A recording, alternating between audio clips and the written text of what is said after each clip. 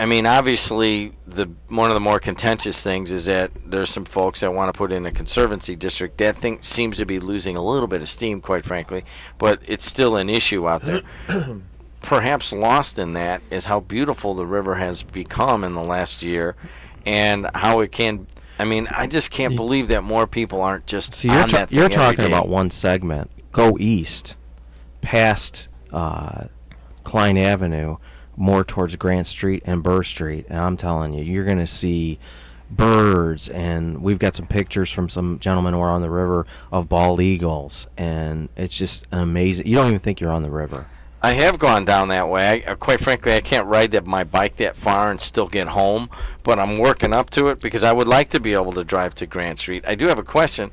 You come to Klein Avenue at the stoplight. Can you pick up the trail on the other side somewhere? That's one of the last components of hooking up the trails together, and that's something that the Army Corps is working on trying to fix to get there. Because if you get to the Griffith Levee or near the Griffith Golf Course, you still have railroad tracks to encounter on that way. So they're going to try to work on a diversion around it to get around both the tracks.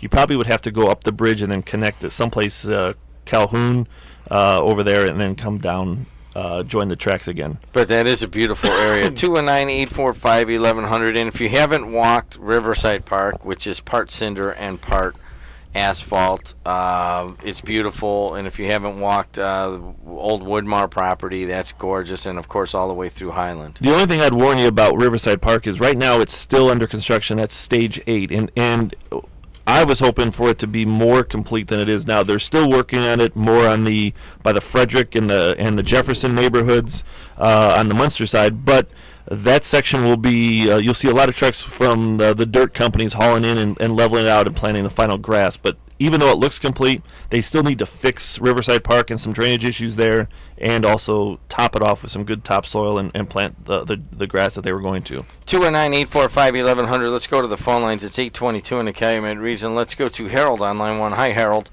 Good morning, Jen. Good morning, Dan. That's what I was going to ask you about is, of course, we live close to Riverside Park, and that would be a question I have for you. I get to drive by there every day and see the construction mess.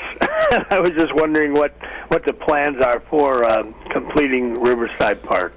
They're actually working on hanging the sheets or the decorative wall, the white decorative wall with the caps on it right now. They have about 100 feet still to install. They're doing that right now on the Munster side. They're going to come across and do the Hammond side, I think, next week, from what I understand. And then what you'll see are all the dirt trucks coming and dumping the loads of dirt, and then all of a sudden they'll smooth it out and make sure it's graded properly, and then they'll plant it before October 1st. And so that's what needs to happen. And then Riverside Park, they need to clear some ditch lines to make sure that the park itself is draining properly to where it's supposed to go, and then people can utilize that the way it used to be.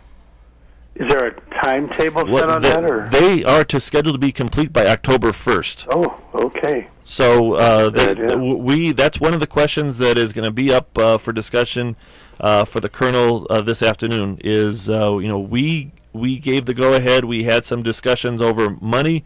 We gave them the money, I believe it was early July, and yet we haven't seen the results or the quickness as which we'd like to see this project move.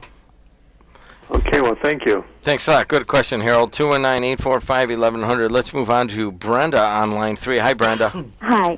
I have the same question about between Northcott and Columbia Avenue.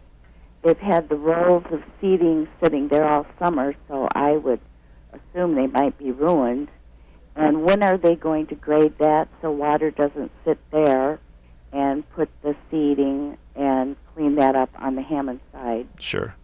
I guess I need to back up just a little bit.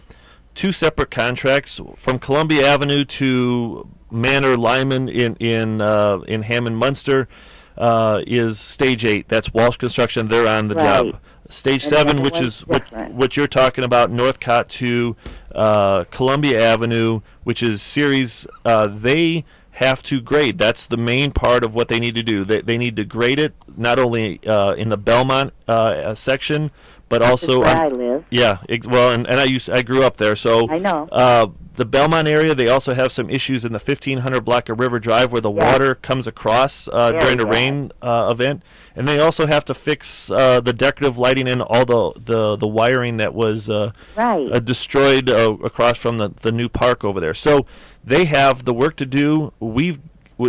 To answer, I guess, partially the same question, is we gave them the money beginning of July expecting it. We were told that they would be here the first week in August. It is June. Yeah. Late June. And it's now the first week in August. So when the colonel comes before us at a 3 o'clock meeting, this will be, even though you weren't in command, we gave you this money. The people are expecting it. We want to know when they're going out to be here. And we haven't seen any activity but for some minor cleaning, and maybe they cover the tires. But the city is also helped by cutting the grass. But that's there's issues on Hammond side. There's issues on the Munster side with the drainage that people have had water accumulate in their backyards, and it's just not acceptable. And we need answers. We've paid the money that we are supposed to pay, the 25%. Where is our results? Because we can't go through another season. It's certainly not another fall where it gets wet and we've got issues. Hopefully. Well, I thank you for that because it looks really bad, and I have called and talked to you and Bill Baker, the mayor, whoever I could think of, and I'm glad to know that because they just sort of left what they did. And so, all right, Brenda, we got a bunch of other people. We're going to move on. Thank you so much. Once again, I got on the chat board comes in. I used to walk the riverbank from Northcott all the way around to Ridge Road almost every day. They have a trail now, and I will answer that one. They're going to have a trail, right? Between Northcott and Columbia, there is all of the big massive walls are done, and this is what she's talking about, but the trail has not been installed along the wall. Looks like they have it ready there to go, and quite frankly, I'll run along the riverbank, killing all of the new seedlings, of course, but they're going to put a big trail along there that would connect from Calumet all the way to Klein Avenue. Correct. The trail is more defined in Stage 8 than it is Stage 7, but in Stage 7 you can see where they have the markers for the construction sticks. 219-845-1100. Let's keep it moving. Let's go to Joe on line 6. Hey, Joe. Yeah, I got several things. First, the Porter County Commissioners threw their support behind the organization in front of you a couple of weeks ago. They don't believe in this river, whatever the other outfit wants, the Van Til's Coalition. So I just thought I'd mention that there's people are in favor. You're gathering support, at least. Two, have you considered borrowing or taking a hand receipt for bridge erection boats from the Gary National Guard? They have been used in the past to assist the Coast Guard on Lake Michigan, and these things are powerful. They can drag trees and bring them to you. They come in two sections, so you can lower down into the water, stir them together, and help clean up those trees that are overhanging in the water. Well, what's the name of this organization? The Indiana National Guard Bridge Company in Gary, and they have a couple of bridge erection boats. If you get a hold of the Adjutant General and the Governor, request equipment, they have given permission to utilize this equipment to the local people. You may have to provide the fuel for it, but other than that, it's an excellent boat to run up and down. It's got twin diesel-powered engines.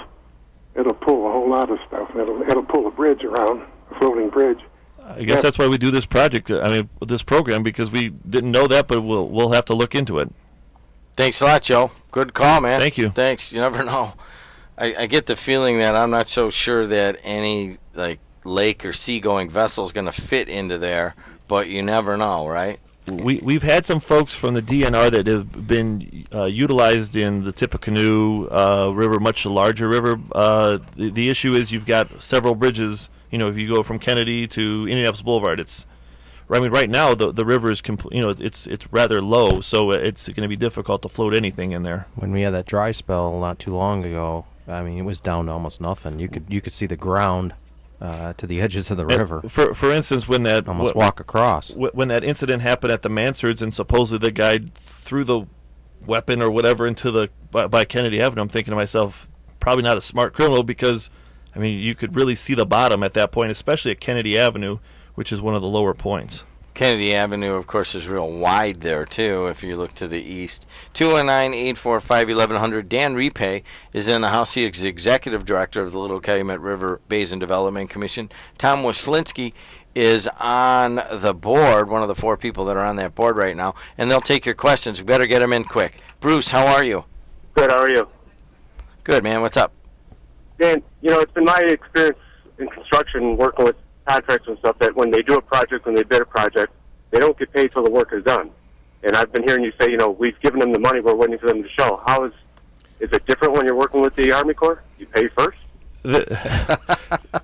That's almost a loaded question. The issue is this: we need to give local share to generate federal dollars. So, in order to get the federal share that the congressman has gotten for us over the years, we need to show that we have that money. Now, they don't always spend it, but they do deposit it in their account, and then they spend it as the pay requests come in. So they can, if they demonstrate they've done X amount of work, then there's a payout order for that amount of dollars. But we have to pay into it before, give it to them in their escrow account, and then they just pay it out as the work gets done. And if, Tom, you want to... That, Bruce, I always thought as we go along this route, I says there's a normal way to do things, and then there's the Army Corps way.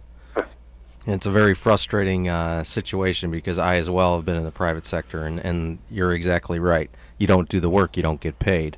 But basically what this is money comes from the local sponsor, which is the Little Calumet River Basin Development Commission, and it's used to secure the federal money to move the project forward. Bruce, how's that make you feel? They cleared it up a little for me. You know, at first I was thinking, wait, we're paying these guys before they did the work? But it goes to Army Corps and they hold it until it gets done. You know, it makes a little more sense now. All right, man. Thanks a lot. 219-845-1100. Hey, you're on the air, Tony.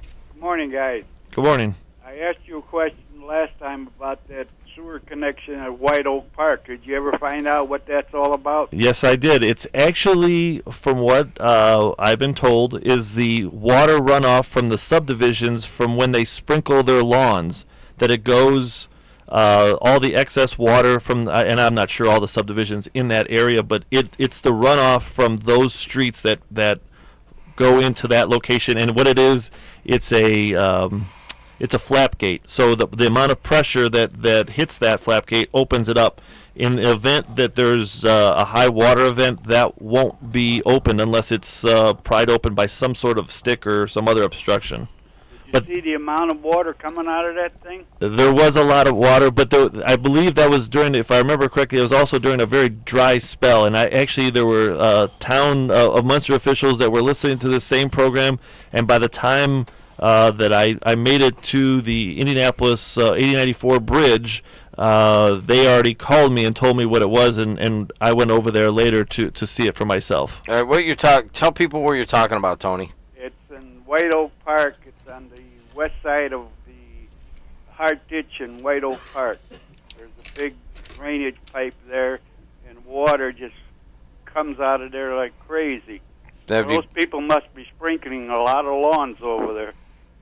All right, man. Thanks a lot. They probably have their little sprinkler systems going and everything else, and I you know, maybe at that period of time there was something else going on with the water, but it was all drainage. That's what it drains those subdivisions in that area. I've had other people call in about that.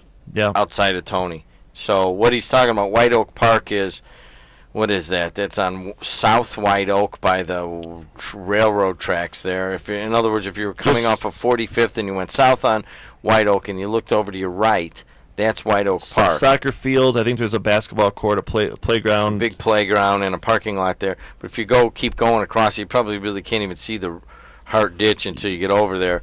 And there's a big pipe there, and it's just spewing. There's a couple of them. Big water at times, and a number of people have called in on this show and asked about that. So there's your answer. It's runoff from probably Briar Creek and Well, you got Park West, Briar Creek, that's although it's a and newer subdivision. Somerset, and Cobblestones is a little further away. So they might all be dripping over there. That's a lot of water coming from a lot of areas. That's a lot of water that in the past may have been absorbed by is that her farm, or was her farm a little to the east? It would have been open land. There's your answer. That's development. And instead, all that water is going to have to go somewhere, and it's going to address it. There's a push for a conservancy district to basically replace you guys. You guys are just going about your business, it looks like. What's the attitude of the commission right now, Tom Muscolinski, towards that? My father always said, if it isn't broke, don't fix it. And that's the attitude that I've taken. At this point in time, we're prodding forward with our business to get stuff done. We are taking care of the maintenance and operations issues as they come along.